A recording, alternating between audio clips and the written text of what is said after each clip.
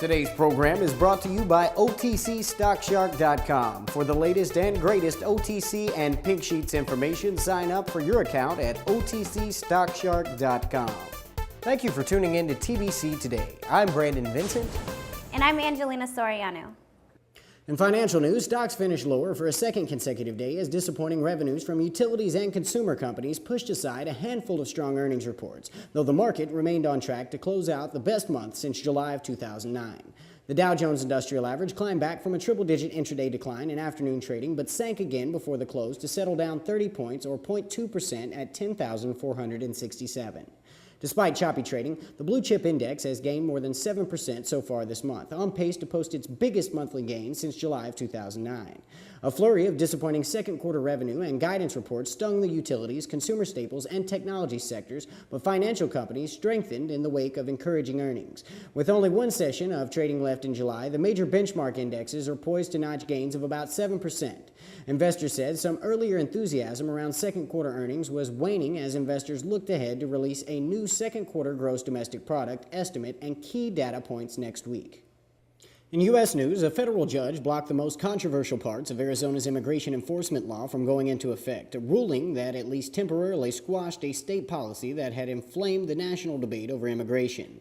Judge Susan Bolton of the Federal District Court issued a preliminary injunction against the sanctions of the law that called for police officers to check a person's immigration status while enforcing other laws and required immigrants to prove that they were authorized to be in the country or risk state charges. She issued the injunction in response to a legal challenge brought against the law by the Obama administration. The law, designed to seek and deport illegal immigrants in a state that is the principal gateway for the illegal border crossers, had provoked intense debate from coast to coast, drawing support in several polls but generating boycotts of the state by major civil rights groups in several cities and towns. It renewed calls for an overhaul of federal immigration law and led to repeated rebukes of it from President Obama and Attorney General Eric Holder, who maintained that immigration policy is under the jurisdiction of the federal government, not individual states. The Mexican government, joined by 7 other Latin American nations, supported one of the lawsuits against the law. The Attorney General of several states backed Arizona.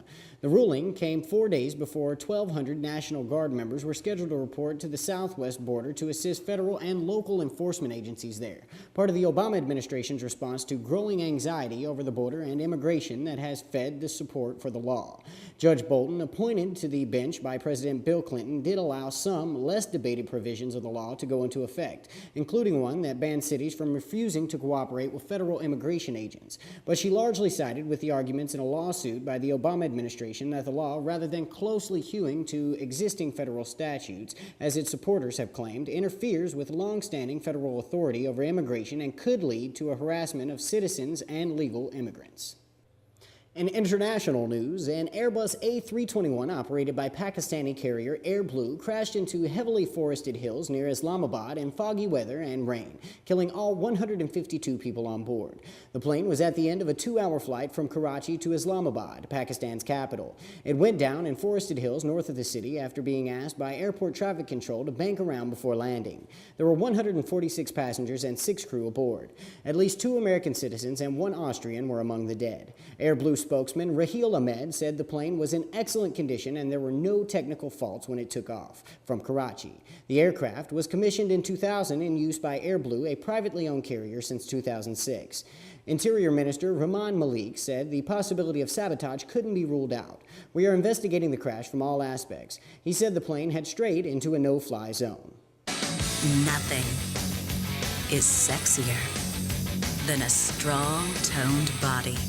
And nothing builds great bodies better than a genuine Bowflex home gym. Because only Bowflex home gyms have Power Rod technology, the secret to getting a strong, sculpted body fast. I was absolutely seeing results almost immediately. I love the results that I've seen. It's probably the best home gym workout I've ever seen. Call for a free DVD that shows how to get the results you want faster than you ever thought possible. You can't diet your way to a body like this. But in just 20 minutes, 3 times a week, you can be a stronger, sexier you. Have one delivered for $0 down and pay as little as $10 a month. Call now for a free DVD that shares the Power Rod secret of building a strong, fit body. I think women with muscles are beautiful. Those are Bowflex guns, that's right. To get a Bowflex body, get a genuine Bowflex Power Rod home gym. Get started Call now. In entertainment news, 3 songs into their St. Louis concert, the Kings of Leon had to shut down the show on account of some unexpected accompaniment that is pinned on pooping pigeons. Andy Mendelsohn of Victor Management said that Jared, the band's bassist, was hit several times during the first 2 songs. It's not only disgusting, it's a toxic health hazard. They really tried to hang in there. The Dirty Birds were reported to have been lurking in the rafters of the Missouri City's Verizon Amphitheater and launching their aerial attack during the band's opening number. After the cancellation, the band said in a statement through its manager, "We want to apologize to our fans in St. Louis, and we will come back as soon as we can." In tech news, researchers poring over Google Earth images have discovered one of the Earth's freshest impact craters, a 45-meter wide pock in southwestern Egypt that probably was excavated by a fast-moving iron meteorite no more than a few thousand years ago. Although the crater was first noticed in autumn of 2008, Luigi Falco, a cosmochemist at the University of Siena in Italy, said researchers have since spotted the blemish on satellite images taken as far back as 1972. He and his colleagues report their find online in the July 22nd issue of Science magazine. The rim of the Egyptian crater is about 3 meters above the surrounding plain, which is partially covered with distinct swaths of light-covered materials blasted from the crater by the impact. These rays, which emanate from the impact site like spokes from the hub of a wheel, are what drew researchers' attention to the crater. While such rayed craters are common on the Moon and other airless bodies of the solar system, they are exceedingly rare on the Earth because erosion and other geological processes quickly erase such evidence. During expeditions to the site early in 2009 and again this year, scientists found more than 5,000 iron meteorites that together weigh more than 1.7 tons. The team estimates that the original lump of iron weighed between 5 and 10 metric tons when it slammed into the ground at a speed of around 3.5 kilometers per second, with most of the material vaporizing during the collision.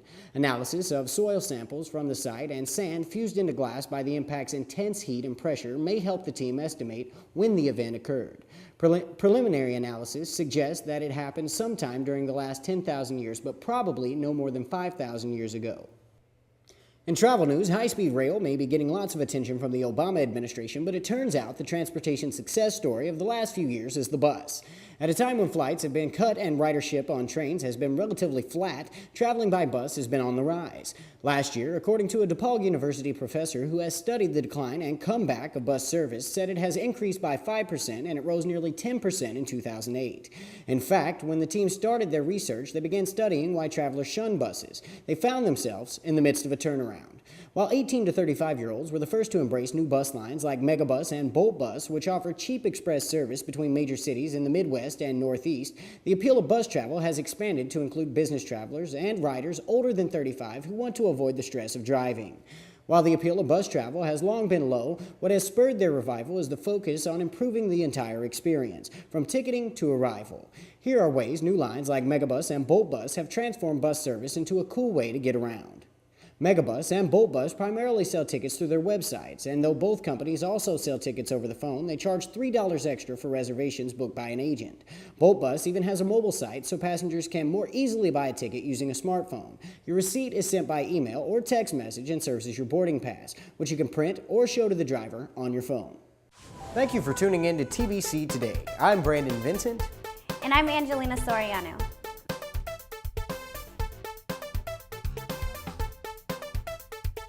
The makeup in today's program is provided by MAC Cosmetics.